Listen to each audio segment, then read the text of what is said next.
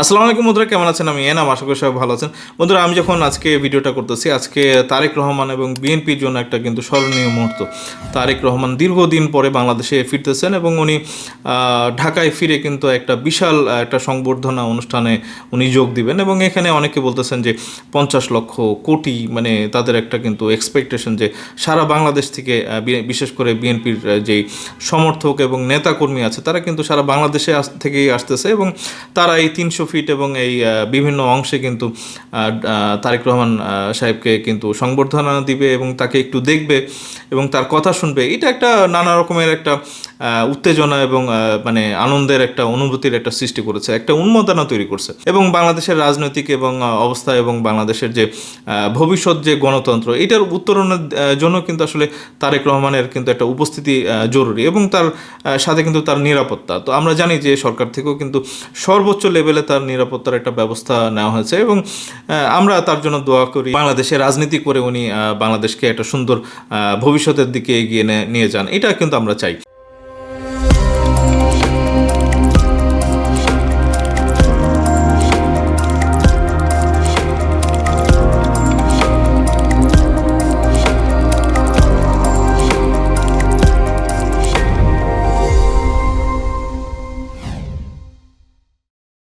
তো দেখেন, এখানে দ্য ডেইলি স্টার বাংলা তারা 24শে ডিসেম্বর এরকম একটা নিউজ করেছে যে, আমি একটু পড়ি আর কি। দীর্ঘ 17 বছরের নির্বাসিত জীবনের অবসান ঘটিয়ে দেশে ফিরছেন বিএনপির ভারপ্রাপ্ত চেয়ারম্যান তারেক রহমান। তার এই স্বদেশ প্রত্যাবর্তন ঘিরে রাজধানী জুড়ে নেওয়া হচ্ছে কঠোর নিরাপত্তা ব্যবস্থা। দলটির পক্ষ থেকে 50 লাখ মানুষ জমায়েতের প্রস্তুতি চলছে। মানে এটা ভাই মানে ঐতিহাসিক একটা ব্যাপার হবে। দলীয় সূত্রে জানা গেছে তারেক রহমান ও তার পরিবার লন্ডন সময় আজ সন্ধ্যা 6:15 হিথ্রো বিমানবন্দর থেকে বিমান বাংলাদেশ এয়ারলাইন্সের একটি ফ্লাইটে দেশের উদ্দেশ্যে রওনা হবেন। সিলেট হয়ে ফ্লাইটটি আগামীকাল দুপুরে হজরত শাহজালাল আন্তর্জাতিক বিমানবন্দরে অবতরণ করবে। বিমানবন্দরে অবতরণের পর বিএনপির স্থায়ী কমিটির সদস্যরা তারেক রহমানকে স্বাগত জানাবেন। সেখান থেকে তিনি সড়ক পথে পূর্বাচলের 300 ফিট এলাকায় যাবেন। বিমানবন্দর থেকে 300 ফিট পর্যন্ত রাস্তার দুই পাশে দাঁড়িয়ে নেতা কর্মীরা তাকে সংবর্ধনা জানাবেন। মানে আগামীকালকে আসলে বড় দিন আর কি, মানে এক্সপান্স ডে আর কি। তো এই দিনটা আসলে বেছে নিয়ে নেওয়া হয়েছে যে মানে দেশের মধ্যে যেন, ঢাকার মধ্যে বিশেষ করে যানজট যেন একেবারে ঢাকা বন্ধ না হয়ে যায় আর কি। তো এটা একটা ভালো উদ্যোগ নেওয়া হয়েছে এবং দেখেন এখানে 300 ফিট এলাকায়, তো এখানে বলতেছে বিমানবন্দর থেকে 300 ফিট পর্যন্ত রাস্তার দুই পাশে দাঁড়িয়ে নেতাকর্মীরা তাকে সংবর্ধনা জানাবেন। 300 ফিট এলাকায় তৈরি মঞ্চে তিনি সমবেত জনতার উদ্দেশ্যে ভাষণ দেবেন। সেখানে কেবল তারেক রহমানই বক্তব্য দেবেন বলে দলীয় সূত্রে জানা গেছে। জনসভা শেষে তিনি সরাসরি রাজধানীর এভার কেয়ার হাসপাতালে যাবেন। সেখানে চিকিৎসাধীন মা ও সাবেক প্রধানমন্ত্রী খালেদা জিয়ার সঙ্গে তিনি সাক্ষাৎ করবেন। মায়ের সঙ্গে দেখা করার পর তিনি গুলশানের বাসভবনে ফিরোজায় উঠবেন। তো অবশ্যই আমরা তার জন্য দোয়া করি এবং যারা নাকি বাংলাদেশে আসলে অরাজকতা তৈরি করতে চাচ্ছিল এবং বাংলাদেশে আসলে অস্থিতিশীল অবস্থা তৈরি করতেছিল, দয়া করে আপনারা একটু ক্ষান্ত হন। মানে আপনারা ইলেকশনটা ফেস করেন, ইলেকশনে মানে জিতে আসেন এবং তারপরে আপনারা যে জিতবেন তারা বাংলাদেশের শাসন ভার গ্রহণ করেন আর। এবং দেখেন এরকম একটা কিন্তু খবর আছে যে ইলিয়াস হোসেনের কিন্তু বাংলাদেশে বাতিল হলো ইলিয়াস হোসেনের বাংলা এডিশনের নিবন্ধন। তো বন্ধুরা, আমি ইনফ্লুয়েন্সার যারা আছেন আর কি, মানে বাংলাদেশের আসলে অস্থিতিশীল মানে অবস্থার জন্য তারাও দায়ী আর কি। এবং আমরা বিভিন্ন ইনফ্লুয়েন্সারের নাম জানি, পিনাকি ভট্টাচার্য, ইলিয়াস হোসেন, তারপরে কনক সারোয়ার, কর্নেল মোস্তাফিজ, তারা ওই বাংলাদেশের সেনাবাহিনীটাকে আসলে বাংলাদেশের মানুষের কাছে শত্রু বানায় দিছে আর কি। তো এদের আসলে মানে আমরা ফেস দেখতে চাই না, তাদের ইউটিউব চ্যানেল এবং ফেসবুক পেজ বন্ধ করার জন্য আমি কিন্তু বারবার বলে আসতেছি। এবং এখানে এক ধরনের দর্শক যারা আছেন তারা আমাকে ভারতের দালাল বলেন। ভাই, আপনারা বলতে থাকেন, কিন্তু বাংলাদেশের মাটিতে আমরা যতটা ভারতের বিরুদ্ধে মানে অবস্থান নেই আর কি, তো আপনারা যদি পাকিস্তান এবং অন্য কোনো রাষ্ট্রের সাথে মানে ইলেকশন ইঞ্জিনিয়ারিং করার জন্য যদি কোনো ষড়যন্ত্র করেন, তাহলে ভারতের চাইতে আগে বেশি আপনাদের বিরুদ্ধে আমরা অবস্থান নিব আর কি।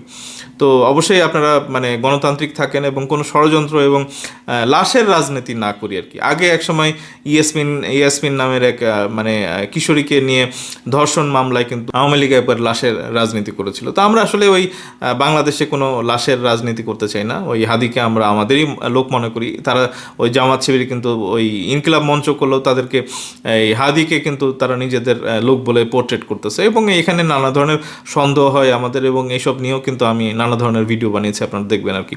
তো বন্ধুরা, আজকে খুব ভালো একটা খুশির খবর, আমারও ভালো লাগতেছে যে বাংলাদেশের মানুষের মধ্যে একটা নতুন আশার সঞ্চার হচ্ছে, একটা উদ্দীপনা তৈরি হয়েছে এই তারেক রহমান সাহেবকে কেন্দ্র করে। এবং আমরা চাই যে অনেকে বলেন যে আসলে বিএনপি এবং তারেক রহমান এরা তো হচ্ছে যে ভারতের দালাল।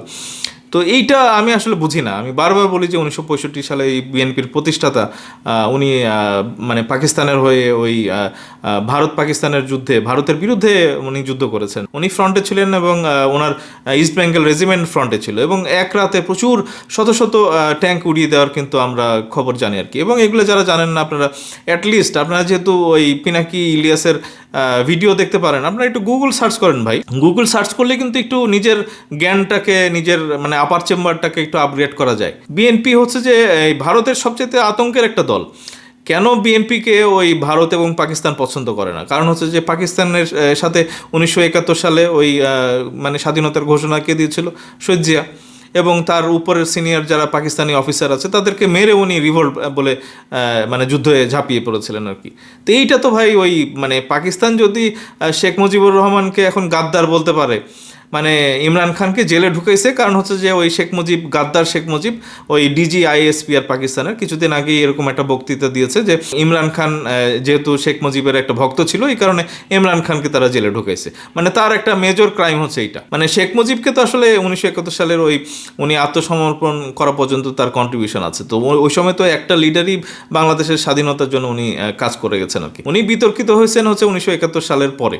তো এটার জন্য আমি বারবার আমার বিভিন্ন ভিডিওতে কিন্তু আমি বলেছি আর কি। তার ওই বিতর্ক শুরু হয়েছে যে শাসনভার গ্রহণ করার পর থেকে 75 পর্যন্ত আর কি। পাকিস্তান এখনো শেখ মুজিবকে গাদ্দার যদি বলতে পারে, তাহলে ওই শহীদ জিয়াউর রহমানকে কয়বার ওই কবর থেকে উঠায় তারা ফাঁসি দিবে?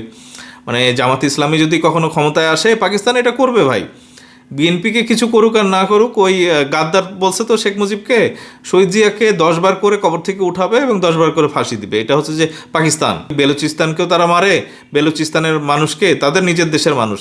আজাদ কাশ্মীরের মানুষকেও মারে, আবার আফগানিস্তানকেও মারে, আবার হচ্ছে যে ভারত তো তাদের চিরশত্রু আর কি। পাকিস্তানের আমরা কেন বন্ধু হইতে চাই, এটা আমি আসলে বুঝি না ইদানিংকালে। হ্যাঁ, ঠিক আছে, ভারতকে ঠেকানোর জন্য একটা সামরিক তাদের সাথে একটা আন্ডারস্ট্যান্ডিং থাকতে পারে, কিন্তু পাকিস্তানের চাইতে তো আরও বড় বড় শক্তি আছে। চীন আছে, 70-80% অস্ত্র আমাদের চীন থেকে আসে। তাহলে পাকিস্তান করি কেন আমরা? তাদের তো কিছু নেই, তাদের ওই অর্থনীতি এখন দেউলিয়া ভাই। তো আমার মনে হয় যে বাংলাদেশ একটা সুন্দর ভবিষ্যতের দিকে এগিয়ে যাক এবং নতুন নেতৃত্বে তারেক রহমান বাংলাদেশ সরকার গঠন করুক এবং বিএনপি সরকার গঠন করুক। একটা সুষ্ঠু নির্বাচন আমরা যেন পাই এবং এই যারা জঙ্গি উৎপাদন করতেছে এক রাতে 71-এর চেহারা দেখাই দিছে আর কি। তারা যে ঠিক হয় নাই, তাদের ওই ছাত্র সংগঠন শিবির যে ঠিক হয় নাই, এবং তারা যে ওই পাকিস্তানের পারপাস সার্ভ করে, ভারতের পারপাস সার্ভ করে আর কি। তারা দুই দেশের পারপাস সার্ভ করে এবং এক রাতে ভাই ওই ডেইলি স্টার, প্রথম আলো, ছায়ানট, উদীচি, আগুনের একটা ঢাকা শহর আমরা দেখছিলাম। ওইদিকে রাজশাহীতে আওয়ামী লীগের কার্যালয়ে বুলডোজার দিয়ে ভাঙতেছে, তারপরে ইন্ডিয়ার হাই কমিশনকে ঢিল মারতেছে, এই সেই ইন্দিরা গান্ধীর কালচারাল সেন্টারে অ্যাটাক করতেছে। তো এইটা একদম পুরো দস্তুর ওই দিন 71-এ যেই ঘটনা ঘটেছিল জামাত শিবির এবং পাকিস্তান, এইটা আমরা দেখছিলাম আর কি। তা আমরা কোনোভাবে ওই পিনাকি ইলিয়াস, তারপরে হচ্ছে যে কনক সারোয়ার, কর্নেল মোস্তাফিজ, এদের ইউটিউব চ্যানেল এবং পেজ বন্ধ করার জন্য আমি ডক্টর ইউনূসের কাছে আবেদন করতেছি, বারবার করতেছি। এগুলি বন্ধ করে দেন, দেখবেন যে বাংলাদেশ একেবারে শান্তির দেশ হয়ে গেছে আর কি। অস্থিতিশীলতা থাকবে না বাংলাদেশে। যদি আমরা দেখি যে জামাত শিবির এরকম কন্টিনিউয়াসলি ওই গুপ্ত রাজনীতির নামে জঙ্গি উৎপাদন করে যাচ্ছে এবং বাংলাদেশকে অস্থিতিশীল করার একটা চক্রান্তে আছে, তা আমি তো বলবো যে জামাতের আমিরকেও কিন্তু গ্রেপ্তার যেন করা হয় আর কি। আমি অবশ্যই বিএনপির তারেক রহমান সাহেবকে বাংলাদেশে স্বাগত জানাই এবং ওনার দীর্ঘায়ু কামনা করি এবং উনি সুস্থ থাকেন, নিরাপদে থাকেন, এটাই চাই। এবং বিএনপি বাংলাদেশ, এটা কিন্তু মনে করি আর কি। যারা বলেন যে উনি বিএনপি হচ্ছে, তারেক রহমান হচ্ছে যে ভারতের দালাল, তারা জানেন না, তারা বোকা ভাই। শহীদ জিয়া হচ্ছে যে 1965 সালে ভারতের এগেনস্টে যুদ্ধ করছে এবং 1971 সালে উনি পাকিস্তানের এগেনস্টে যুদ্ধ করছে, এবং এই মানে শহীদ জিয়ার রক্ত হচ্ছে যে তারেক রহমানের শরীরে ভাই, এবং বিএনপির প্রত্যেকটা সমর্থক নেতাকর্মীর মানে শরীরে হচ্ছে যে ওই শহীদ জিয়ার আদর্শ আর কি। মানে এইটা তো অস্বীকার করা যাবে না। যারা আপনাদেরকে বলে যে বিএনপি হচ্ছে যে, আপনাদেরকে বুঝতে হবে যে এক টেবিলে যদি নরেন্দ্র মোদীর সাথে তারেক রহমান বসে কোনো রকমের এগ্রিমেন্ট করে, আপনারা মনে করবেন যে বাংলাদেশ নিরাপদে থাকবে এবং আপনারা নিরাপদে থাকবেন ভাই। কিন্তু আপনাদের হাতে যদি আমরা দেশ ছেড়ে দিই, আমরা নিরাপদ থাকবো না, এটা আমি লিখে দিতে পারি। তো বন্ধুরা, এখনকার মতো এইটুকুই, খুব তাড়াতাড়ি ফিরবো। যারা আমার চ্যানেলে নতুন আছেন অবশ্যই চ্যানেলটা সাবস্ক্রাইব করতে ভুলবেন না, লাইক করবেন, কমেন্ট করবেন এবং শেয়ার করে দেবেন এবং সাথে থাকবেন বন্ধুরা। তো এখনকার মতো বিদায় জানাচ্ছি, খুব তাড়াতাড়ি দেখা হবে। ধন্যবাদ সবাইকে, আসসালামু আলাইকুম।